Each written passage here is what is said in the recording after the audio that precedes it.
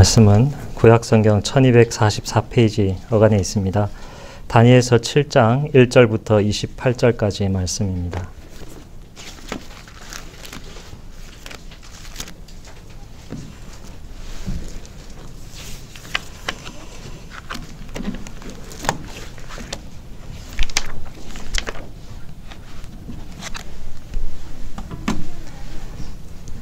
다니엘서 7장 1절부터 28절까지 말씀 듣겠습니다. 바벨론 벨사살 왕 원년에 다니엘이 그의 침상에서 꿈을 꾸며 머릿속으로 환상을 받고 그 꿈을 기록하며 그 일의 대략을 진술하니라. 다니엘이 진술하여 이르되 내가 밤에 환상을 보았는데 하늘에 내 바람이 큰 바다로 몰려 불더니 큰 짐승 넷이 바다에서 나왔는데 그 모양 각각이 다르더라. 첫째는 사자와 같은데 독수리의 날개가 있더니 내가 보는 중에 그 날개가 뽑혔고 또 땅에서 들려서 사람처럼 두 발로 서게 함을 받았으며 또 사람의 마음을 받았더라. 또 보니 다른 짐승 곧 둘째는 곰과 같은데 그것이 몸 한쪽을 들었고 그 입의 이 사이에는 새 갈빗대가 물렸는데 그것에게 말하는 자들이 있어 이르기를 일어나서 많은 고기를 먹으라 하였더라. 그 후에 내가 또 본즉 다른 짐승 곧 표범과 같은 것이 있는데 그 등에는 새의 날개 넷이 있고 그 짐승에게 또 머리 넷이 있으니 권세를 받았더라.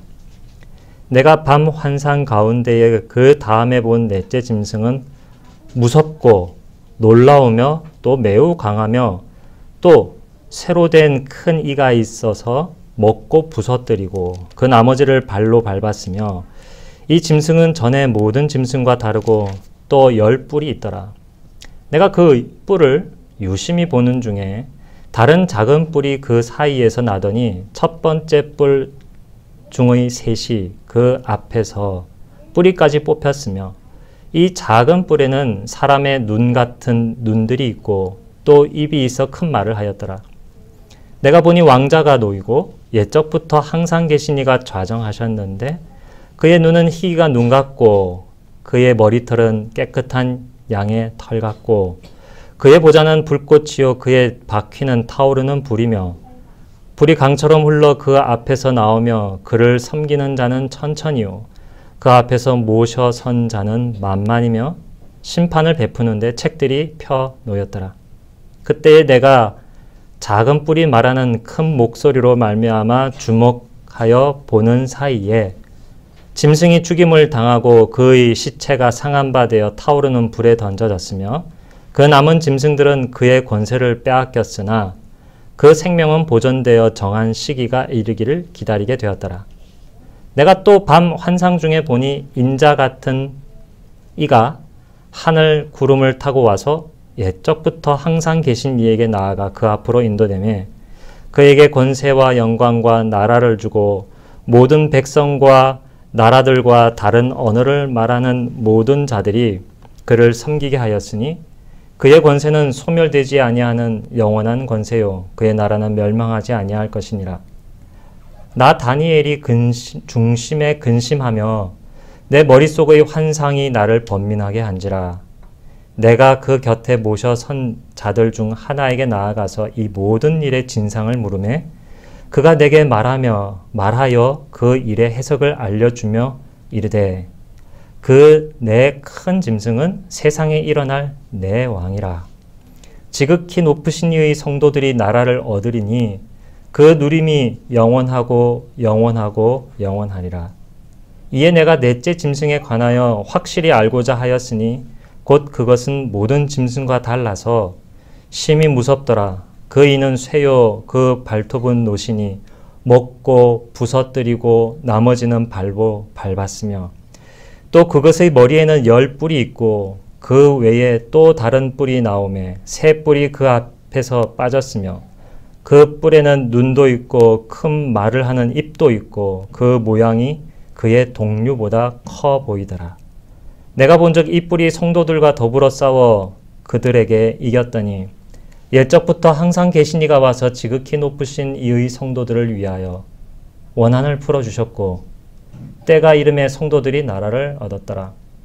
모신자가 이처럼 이르되 넷째 짐승은 땅 위의 넷째 나라인데 이는 다른 나라들과는 달라서 온 천하를 삼키고 밟아 부서뜨릴 것이며 열뿔은 그 나라에서 일어날 열왕이요 그 후에 또 하나가 일어나리니 그는 먼저 있던 자들과 다르고 또 새 왕을 복종시킬 것이며 그가 장차 지극히 높으신 이를 말로 대적하며 또 지극히 높으신 이의 성도를 괴롭게 할 것이며 그가 또 때와 법을 고치고자 할 것이며 성도들은 그의 손에 붙임 바 되어 한 때와 두 때와 반 때를 지내리라.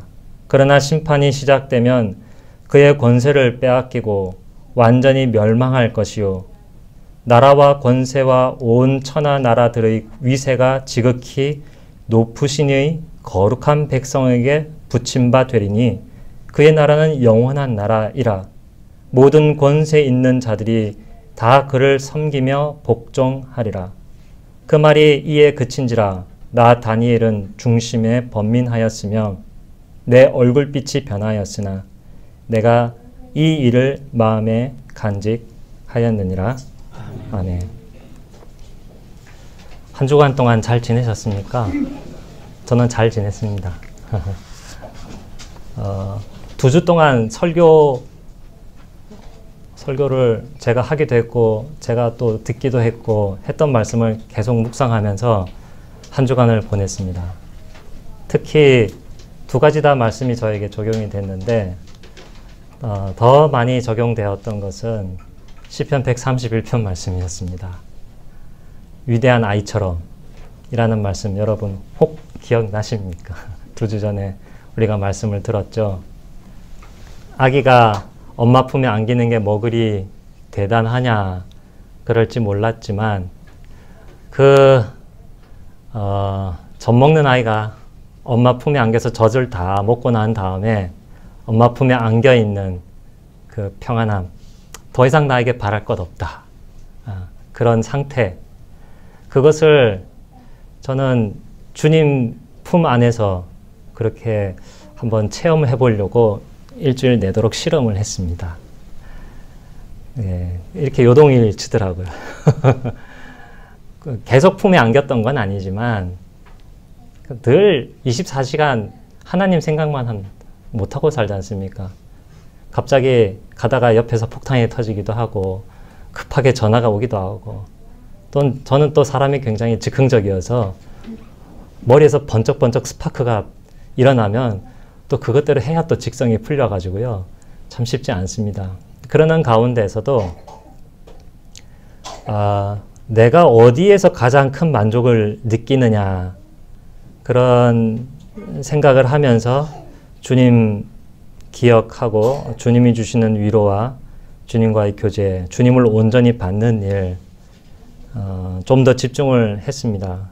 그래서 시간은 더 많이 쓰였고 해야 될 나머지 일들은 또 못한 것도 많이 있었지만 결산을 해보니 일주일의 삶을 결산을 해보니 한 일은 무지 많았는데 그래도 어떻게 사건 사고도 많았지만 기쁘고 감사한 일 천지였고 또 잘못한 일 더 투성이었지만 그 잘못한 일 가운데서 내가 회개하고 고쳐야 될 것이 무엇이고 하나님께서 어떻게 위로해 주시고 새로운 또 돌파구를 열어주시고 이런 것들을 참 많이 느꼈습니다. 그래서 목사로서 참 회개하고 반성을 많이 했습니다. 목사가 주님 품에 잘 안기지 못하면서 어떻게 생활 전선에서 열심히 생활하시는 성도님들께 그렇게 하라고 감히 권면을 할 수 있을까 싶기도 하였습니다. 그런데 제가 느껴서 좋았으니 여러분들도 그렇게 한번 해보시기를 강력하게 권유드립니다. 너무 좋은 것 같습니다. 주님 품에 안기는 그 만족감, 그것이 내가 그 어떤 것보다 더 크다, 정말 클까? 그래서 그렇게 한번 체험을 해보는 거는 모험인 것 같습니다. 하루 생활 중에. 쉽지가 않잖아요. 근데 그 모험의 발자국을 한 발자국 떼어 보십시오. 그러면 놀이동산 가서 롤러코스터 타는 것보다 훨씬 더 재밌고요. 또 그 어떤 고요한 상태보다도 더 마음이 참 평안해지고 좋은 것 같습니다. 그렇게 주일 설교를 제가 다시 들었고 거기에 맞춰서 생활을 한번 해보니까 이 주일 설교 준비하는 것이 속된 말로 장난이 아니더라는 거죠. 야, 이게 그만큼 큰 위력을 발휘하고 정말 우리 삶에 뗄래야 뗄 수 없는 그러한 영향을 끼치기 때문에 어떻게 그 말씀 가운데서 저뿐만 아니라 여러분들이 젖어들고 또 은혜 받고 힘을 얻을까 그런 기대를 하면서 말씀을 받고 또 생각을 해보았습니다. 오늘이 승천기념주일이죠. 기독교의 절기하면 성탄절도 있고 부활절도 있고 성령강림절도 있고 한데 승천기념주일이라니 이게 웬 말이냐.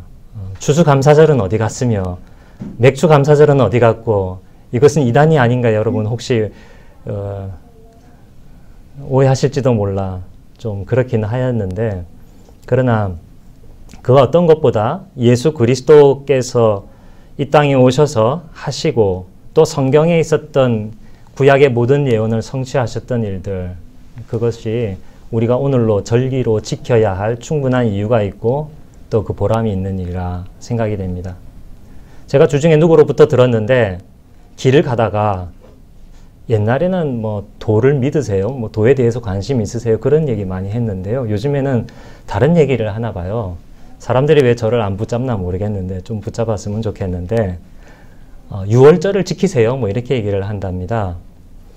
6월절을 왜 지켜야 되냐고 그러면 제가 그 이야기를 듣고 이렇게 반문을 했어요. 그러면 구약에 있는 대로 다 지키자면 안식일 안 지키면 돌에 맞아 죽어야 되고 부모님 말씀 거역해도 돌에 맞아 죽어야 되고 그러는데 그렇게 할 거냐고 그렇게 되물으면 그 사람이 뭐라고 대답할까? 제발 그런 말 하지 말라 그러더라고요. 그래서 그러면 안 되겠다 싶기는 한데 예수님이 승천하신 승천기념주일이 사실은 6월절과 관련이 있죠. 예수님께서 6월절에 십자가에 돌아가셨고 그리고 또 부활하셨고 부활하신 지 며칠 만에 이 하늘로 올라가셨죠? 40일 만에 올라갔지 않습니까?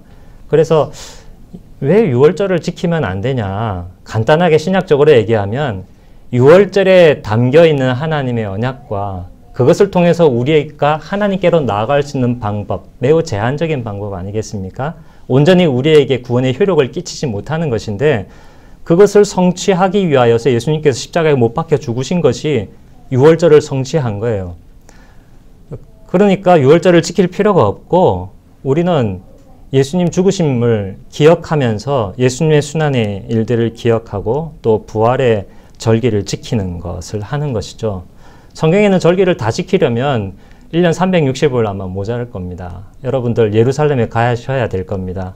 1년에 3번 예루살렘 가는 비행기 티켓을 끊으셔서 그렇게 새 절기마다 가셔야 될 것이고 그것만 해야 됩니까? 불임절도 또 지켜야죠. 굉장히 힘듭니다. 제가 말씀드리려고 하는 요지는 뭐냐면 우리가 절기라 하여서 꼭 기억하고 지켜야 할 만한 것들은 지켜야 될 터인데 구약에서 예언되어 이미 성취된 것은 그 이전 것은 지킬 필요는 없지만 그것을 완벽하게 성취할 것은 오늘날에도 지켜야 한다. 그 중에 하나가 예수 그리스도께서 승천하신 일이다. 여러분 외국 나가면 저는 외국을 별로 안 가봐서 잘 모르는데 승천 기념주일이 공휴일인 나라가 있답니다. 맞죠? 있어요. 있다고 제가 들었습니다. 왜 예수님 승천하신 것이 그렇게 중요한가?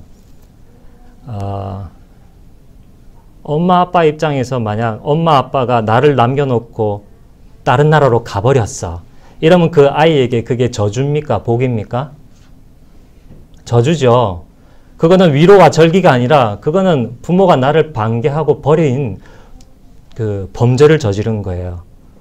인간이라면 그렇게 하면 안 되는데 그러면 예수님이 왜 일은 저질러 놓고 예수님의 제자들의 가슴에 우리의 가슴에 불을 확 저질러 놓고 감당도 안 하고 그냥 내 꽁무니 치시고 하늘나라 좋은 데로 그분만 가셨냐.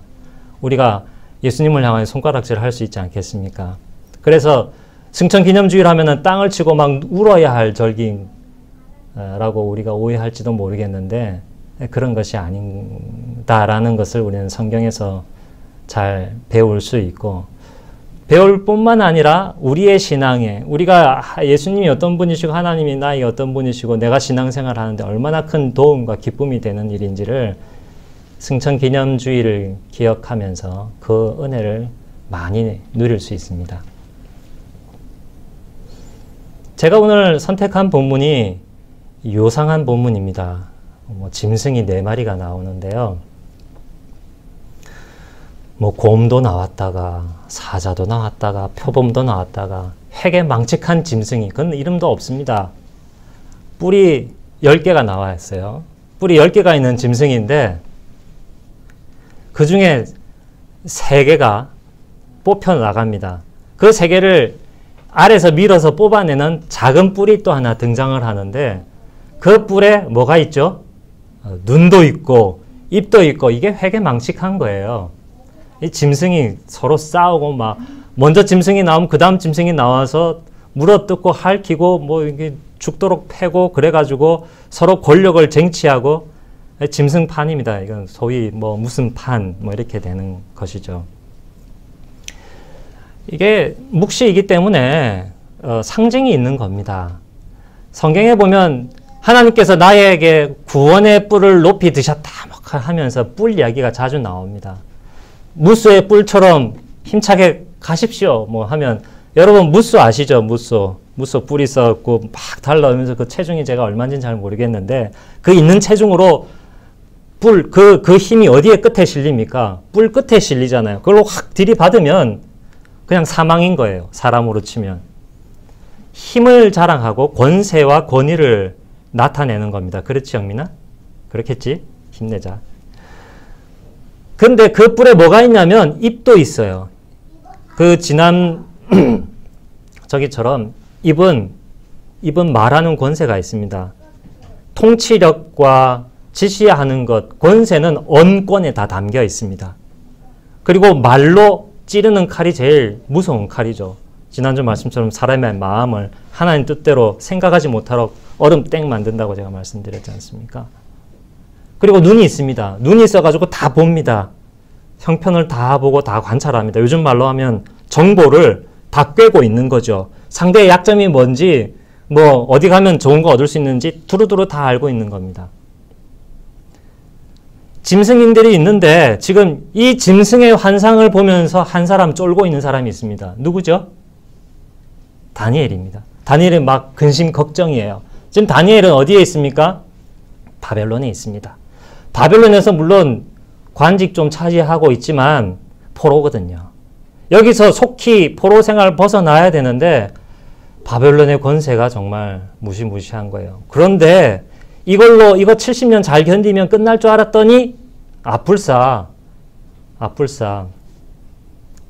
사자가 지나가면 곰이 나오고, 곰이 지나가면 포범이고, 포범이 지나가면 무서운 짐승이 나오고, 우리의 민족은 나의 인생의 앞날은 이제 끝장인가 하고 매우 근심하면서 천사에게 이게 도대체 뭔 환상이래요, 좀 도와주세요 했더니 핵심적으로 나오는 말씀이 7장 13절과 14절 말씀입니다. 여러분 잠 좀 깨실 겸 한번 같이 읽어보겠습니다.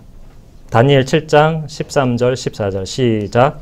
내가 또 환상 중에 보니 인자 같은 이가 하늘 물건을 타고 와서 예전부터 항상 그 이에게 나아가 그 앞으로 인도되며 그에게 권세와 영광과 나라를 주고 모든 백성과 나라들과 다른 언어를 말하는 모든 자들이 그를 섬기게 하였으니 그의 권세는 손을 대지 아니하는 영원한 권세요 그의 나라는 멸망하지 아니할 것이니라. 여러분 여기에 인자 같은 이가 등장하고 있습니다. 인자 같은 분. 마태복음에 인자 같은 분이 나오지 않습니까? 그런데 모습을 한번 보십시오. 인자 같은 이가 무엇을 하고 있느냐 하면은요, 하늘에 구름과 함께 인자 같은 이가 와서 옛적부터 계신 분 앞으로 인도되었습니다. 그에게 인자이겠죠. 영광과 나라가 주어지고 순서지에 나와 있습니다. 모든 백성들과 나라들과 다른 언어들을 말하는 자들이 경배합니다. 이거 보시니까 여러분 이 그림이 그려지십니까? 구름과 함께 한글 번역에는 보통 구름 타고 온다고 하는데 구름 타고 내려오는 것도 상상이 되시지만 구름 타고 올라가는 것도 상상이 되십니까? 구름에 휩싸여서 좀 더 정확하게 말하면 구름과 함께 인자가 오십니다. 누구에게로 올까요? 우리에게로 올까요? 아니면 지극히 높으신 옛적부터 계신 분에게로 오는 걸까요? 영어로 coming 하면은 come. 예? 가는 그 대상을 향하여서 가는 거지 않습니까? 이게 상당히 중의적입니다. 어떻게 보면 우리에게 오는 것 같기도 하고 또 어떻게 보면 옛적부터 계신 그분에게로 지극히 높으신 분에게로 가는 것 같기도 합니다. 단어적으로는 구분이 사실 잘 안 가게 적어 놓았습니다. 그래서 그분이 옛적부터 계신 분 앞으로 택배가 되는 거예요. 어떻게 보면. 그렇죠. 그 다음에 무슨 일이 벌어지냐면 다니엘서 7장 14절에 그가 인자 같은 분이 굉장히 대단한 분에게 가서 뭘 받습니까? 권세와 나라와 영광을 받습니다. 이것을 보면서 우리는 무엇을 가장 먼저 생각을 하게 되냐면 흔히 마태복음 24장 30절과 31절을 떠올리게 됩니다. 제가 한번 읽어보겠습니다. 순서지에 나와 있는데요. 그때에 인자의 표적이 하늘에 나타날 것이다. 인자는요, 자비와 인자함 그게 아니고 사람 인자의 아들 자자입니다. 사람의 아들이란 독특한 표현입니다. 왜 그 표현을 썼는지 저한테 묻지 마십시오. 저는 모르니까. 그분이 쓰셨기 때문에 사람이라는 걸 강조해 주기 위해서 그렇습니다. 그때의 인자의 표적이 하늘에서 나타날 텐데 또한 그때의 땅의 모든 종족들이 통곡할 것이며 인자가 큰 능력과 영광을 가지고 하늘 구름을 타고 오는 것을 볼 것이다. 구름과 함께 오는 것을 볼 것이다.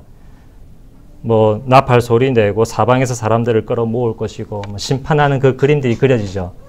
이거는 재림의 모습입니까? 아니, 예수 승천의 모습입니까? 예수가 다시 오시는 재림의 모습입니까? 뒤에 재림의 모습이죠. 근데 이 그림하고 상당히 유사한 그림이 마태복음 28장 18절에서 20절에 나옵니다. 여러분들께서 순서지에 있는 것을 한번 읽어주시겠습니까? 시작! 그러자 예수께서 다가와 그들에게 말씀하셨다. 하늘과 땅 위의 모든 권세가 내게 주어졌다.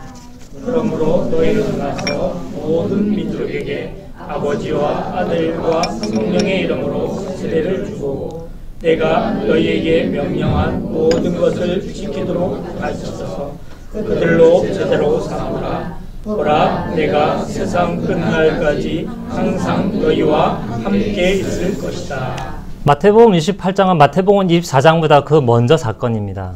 24장은 그 이후에 있을 것을 미리 이제 예수님께서 예언하신 것이고 마태복음 28장은 일어나는 그 때의 일을 그때의 시점으로 얘기를 하는 거예요. 근데 그림이 똑같습니다. 거의 마태복음 24장과 다니엘 7장.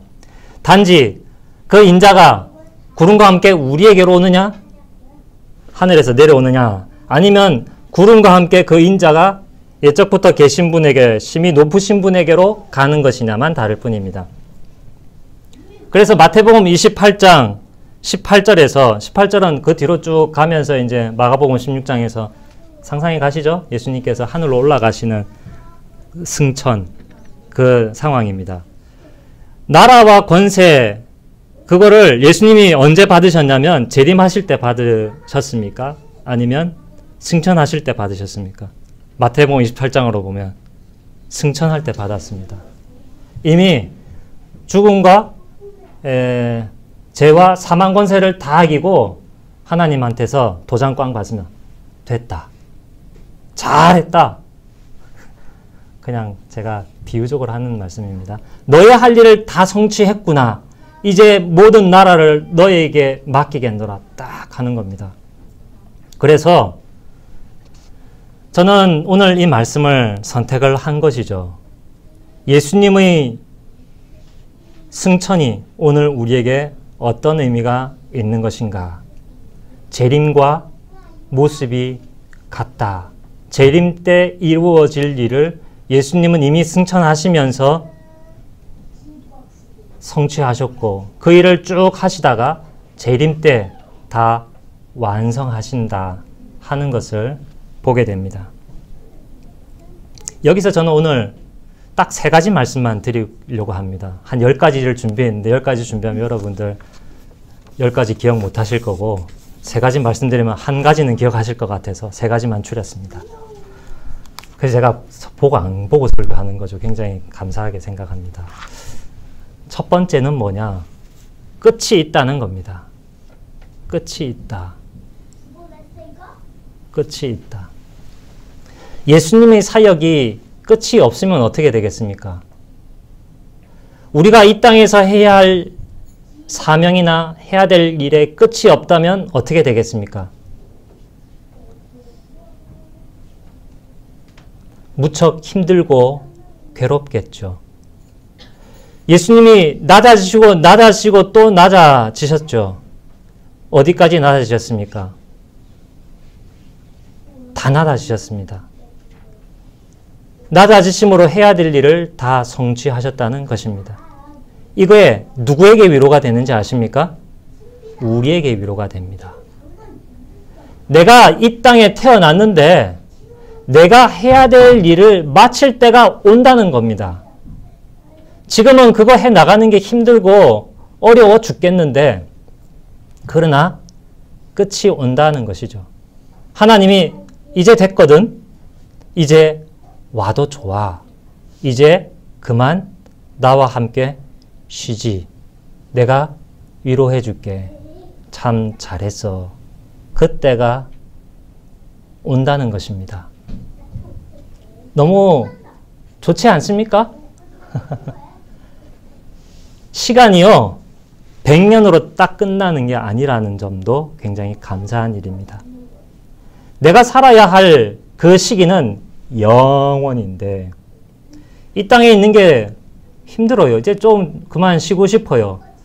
이제 됐다. 라고 하나님께서 인정해 주실 때가 온다라는 사실입니다. 얼마나 감사한지요.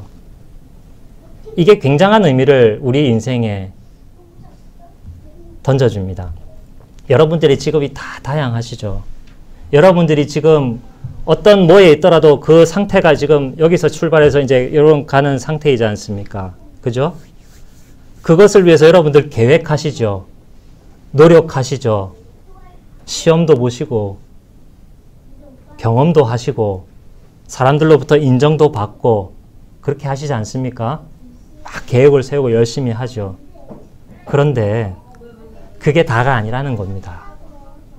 나의 자아 성취, 나의 경력, 내가 하고 싶은 직업, 내가 꾸리고 싶은 가정, 그게 절대적으로 다가 아니라는 얘기예요. 그건 여기까지만 해. 예수님께서 내가 더 하고 싶어도 아니거든. 여기까지만 해. 라고 제안해 주시고 나의 슬픔과 고통과 괴로움이 넘치더라도 이제 됐어. 이제 쉬어. 혹은 내가 더 하고 싶어도 아니 그만해도 돼. 너의 이 땅에서의 삶으로 채워야 하고 완성할 수 있는 너의 영혼이 아니란 말이야. 단지 너의 몸으로 채워야 할 예수 그리스도의 남은 고난을 너는 채울 뿐이야. 예수님이 채워야 할, 예수님의 육체로 채워야 할 이 땅을 구원하기에 우리를 구원하시기 위해서 채워야 할 고난의 몫은 다 예수님이 채웠는데 너에게 남겨진 골로새서 1장에 나와 있는 골로새서 1장 24절에 나와 있는 말씀입니다. 사도 바울이 하는 얘기인데요. 나는 이제 너희를 위하여 받는 괴로움을 당하는 중에 기뻐하고 그리스도의 고난에 부족한 것을 그의 몸된 교회를 위하여 내 육체로 채우노라. 이런 의미로 골로새서 1장 24절을 얘기를 했습니다. 우리 각자 우리의 육체로 채워야 할 그리스도의 남은 고난이 있다는 사실. 그것이 어디까지 채워야 되며 얼만큼 채워야 될지는 우리는 아무도 몰라요. 그런데 하나님 보시고 그만하라 하실 때가 있다는 사실이 우리에게 굉장히 위로가 된다는 것입니다. 여기에 짐승이 막 싸워요. 짐승이 막 이 다니엘서 7장 21절 보면 이 짐승이 성도들과 싸워 그들을 이겼다라고 얘기를 하고 25절에 성도들을 괴롭게 한다라고 이야기를 합니다만 그러나 그때가 25절에 나오듯이 42개월밖에는 안 됩니다. 완전수 7의 절반밖에 안 되는 한 때와 두 때와 반 때밖에 안 된다는 말씀. 우리가 이 땅에서 악한 영의 권세로부터 고통당하고 이 땅에서 여러 가지 일로 고통당하는 일이 영원히 이어지지 않는다는 말씀입니다. 제가 볼 때 여기 있는 대부분의 분들은 100년은 안 넘을 거라고 제가 장담합니다. 아니 오늘도 견디기 힘든데? 그렇게 말씀하실까 봐서 제가 위로를 좀 드리려고 합니다. 저의 위로가 아니라 하나님의 말씀의 위로입니다. 그게 승천과 관련하여서 우리가 두 번째 기억해야 될 사실입니다. 여러분, 예수님이 승천 안 하시면 우리 큰일 날 뻔했습니다. 사람 구실 못할 뻔했습니다. 무슨 말씀이냐면 마태복음 여러분께서 좋아하시는 24장 말씀에 달란트 비유가 나오거든요. 달란트 비유 아시죠?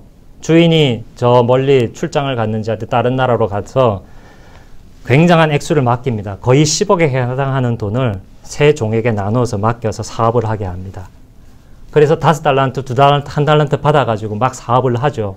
5달란트 쓴 사람, 2달란트 쓴 사람 열심히 일해가지고 배로 불려요. 근데 1달란트 받은 사람은 그냥 파놓는 방식으로 일을 안 합니다. 그러면서 나중에 벌을 받고 욕을 먹죠. 딱 그겁니다. 예수님이 승천하셨기 때문에 우리들에게 달란트가 주어진 겁니다. 예수님이 만약 승천하지 않았으면 계속 예수님께서 우리 옆에서 우리가 해야 될 일을 대신 해줘야 되거든요. 근데 예수님 그거 바라지 않으셨어요. 예수님께서는 여러분들께서 우리가 있는 그 각자의 자리에서 모험을 하기를 바라는 거예요. 누구 자산과 누구 권세와 누구 능력 가지고서 모험을 하기를 바라는 것입니까? 예수님의 자산과 예수님의 능력을 가지고서 모험하고 투자하라는 겁니다. 예수님께서 마태복음 28장에 하늘 올라가면서 제자들에게 선포했어요. 자, 이제 내가 하늘과 땅의 모든 권세를 받았거든? 이렇게 얘기하시죠. 그죠? 그런데 그 의미는 무엇입니까? 이거를 누구한테 양도해 주겠다고요? 제자인 우리들에게 양도해 주겠다고 하는 겁니다. 이거 가지고 까먹으면 어떡하지? 까먹으라는 거예요.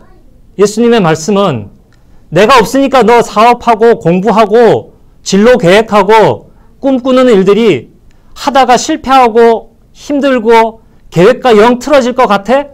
그래, 그래도 해. 왜? 그거 내 거야. 우리가 받은 생명 우리 거 아니고 내가 받은 지혜와 능력과 자질, 탤런트 우리 게 아닙니다. 하나님이 주셨습니다. 이것을 어떻게 하라는 거예요? 주님의 뜻대로 한번 마음껏 사용해 보라는 거예요. 엔젤 뭐라고 그러죠? 투자하는 사람들. 그래서 그 스타트업 기업에다가 그냥 돈을 막 찔러줍니다. 실패해도 좋으니 막.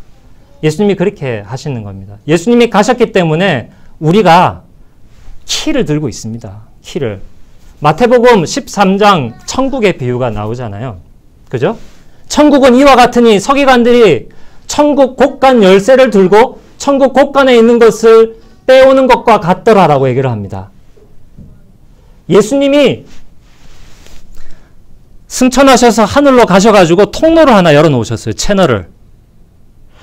하늘나라에 있는 귀하고 아름다운 보물 보석을 그 부요한 것을, 권능과 권세를 쫙 누구를 통해서 주냐면 우리를 통해서 받아서 우리가 그 곳간 열쇠를 들고 있거든요. 이 땅에 있으면서 우리가 청지기 하는 거예요. 재산 관리하는 거예요. 요즘은 펀드 매니저 하는 거예요. 남의 돈 투자 받아가지고 내가 이렇게 주식 관리해가지고. 그렇게 하는 열쇠를 우리가 맡은 겁니다. 그 일 하라고 예수님께서 하늘나라로 가시고 내 할 일 했거든. 이제 너는 너의 할 일을 하라고 주셨습니다. 그렇지 않다면 계속 우리는 졸졸 따라다니면서 예수님한테 어떻게 할까요? 일일이 물어보고 예수님 하시는 것만 하지 우리는 아무 일도 못하는 사람입니다. 가정도 못 누리고 직업도 못하고 주님께서 우리에게 맡기신 일도 하지 못하는 것이죠. 얼마나 여러분 재밌습니까? 제일 재밌는 게 뭔지 아십니까? 사업하는 겁니다. 까먹으면 큰일 나죠. 근데 돈 까먹는 동안 그렇게 재밌을 수가 없습니다. 근데 사업보다 더 재밌는 게 뭔지 아십니까? 영혼 돌보는 사업입니다.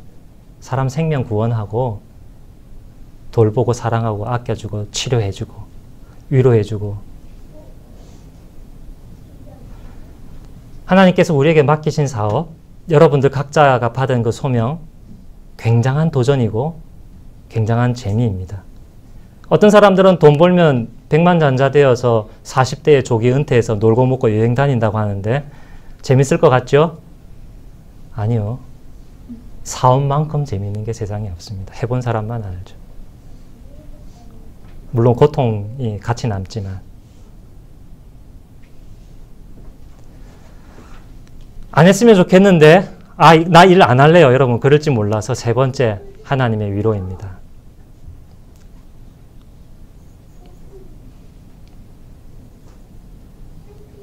짐승들의 특징이 뭔지 아십니까? 서로 싸우고 권력을 투쟁하여 내가 쟁취하는 것입니다. 내가 이루고 싶은 나라와 내 인생을 만들어가고 설계하고 지키기 위해서 싸우고 투쟁하고 빼앗고 욕하고 안절부절 못하고 두려워하고 이러는 것입니다.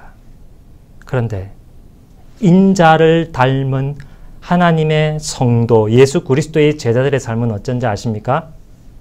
내가 내 권력과 내 나라를 만들어가는 법이 없습니다. 내 능력과 내 자질 가지고서 의시되고 안도감 느끼는 법이 없습니다. 왜요? 그 나라와 권세와 모든 자질과 능력은 누가 주기 때문에? 예수 그리스도가 주기 때문입니다. 만약 그렇게 안 한다면 그 인생은 짐승이 싸우는 짐승판이 됩니다.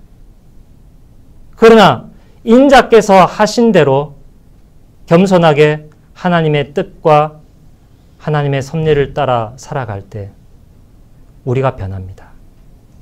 예수님이 승천하여 하늘로 올라가신 이유 우리를 하나님의 사람으로 만들려고 그렇게 하신 것입니다.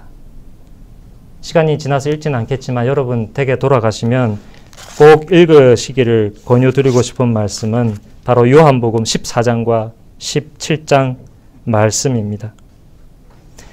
예수님께서 우리를 고아처럼 이 땅에 내팽겨 쳐놓으신 것 같지만 여러분 전혀 그것이 아니라는 말씀 기억하시기를 바랍니다. 이 순서지에 나와 있는 마가복음 16장 19절 20절 여러분들께서 한번 읽어주시겠습니까? 시작. 주 예수께서 그들에게 말씀하신 후에 하늘로 돌아오시셔서 하나님 오른쪽에 앉으셨다. 그들이 나가서 모든 곳에서 복음을 선포할 때에 주께서 함께 일하시며 따르는 표적들을 통하여 말씀을 확증해 주셨다. 예수님 만약 육체를 가지고 이 땅에 계속 계신다면 누구 옆에 붙어 있을 수 있겠습니까? 몇 명하고 같이 있을 수 있겠습니까? 우리 모두와 함께 계실 수 없습니다. 그런데 마가복음 16장 19절 20절을 보십시오. 예수님은 육체가 제자들과 분리되어 하늘로 올라가셨지만 그래서 하나님 오른쪽에 앉으셨지만 그런데 20절을 보십시오. 주께서 지금 누구와 함께 일하신다고 말씀하고 있습니까? 제자와 함께 일하고 계십니다. 몸이 떨어져 있는데 어떻게 나와 함께 일하시지? 몸이 예수님이 나와 떨어져 있는데 어떻게 나에게 일어나는 표적을 통하여 말씀해 주시고 확정해 주시지? 그러나 그것이 가능하다는 것. 요한복음 14장 그리고 17장. 내가 주 안에, 주가 내 안에 계시면서 주님은 또한 나에게 이 땅을 천국으로 만들어가는 일들을 맡기셨고 내가 그 일을 고단하지만 해나가는 동안 예수님은 팔짱 끼고 놀고 계실까요? 예수님께서 뭐라고 말씀하시겠습니까? 요한복음 14장 2절입니다. 내 아버지 집에 거할 곳이 많도다. 그렇지 아니면 너희에게 일렀으리라. 내가 너희를 위하여 거처를 예비하러 가노니 가서 너희를 위하여 거처를 예비하면 내가 다시 와서 너희를 내게로 영접하여 나 있는 곳에 너희도 있게 하리라 하셨습니다. 이 땅에서 주님 맡겨주신 일을 담대하게 주와 함께 하시면서 이 땅에서 짐승으로 살아가지 마시고 인자를 닮은 예수님께서 보여주기로 하셨고 완성하려 하셨던 참 하나님이 기뻐하시는 사람의 모습으로 복되고 즐겁고 능력있고 소망으로 힘차게 살아가는 저와 여러분 되기를 간절히 바랍니다. 우리 함께 찬송가 170